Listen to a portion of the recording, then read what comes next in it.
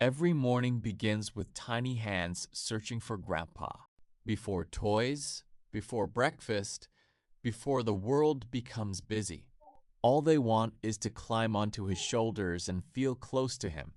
To them, Grandpa is more than family. He is their safe place.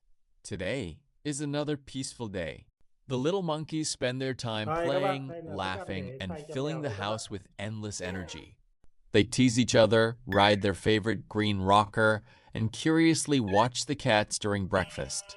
Sometimes they become mischievous. Sometimes they become unbelievably sweet. Every gentle hug, every tiny kiss, every little hand touching Grandpa's face creates another beautiful memory. No expensive toys, no perfect home, just love, real love, the kind of love that makes childhood unforgettable. As the sun slowly sets, everyone becomes calm again. The little family ends another happy day together, grateful for every moment they share. Because happiness is often found in the Bye smallest bye. moments.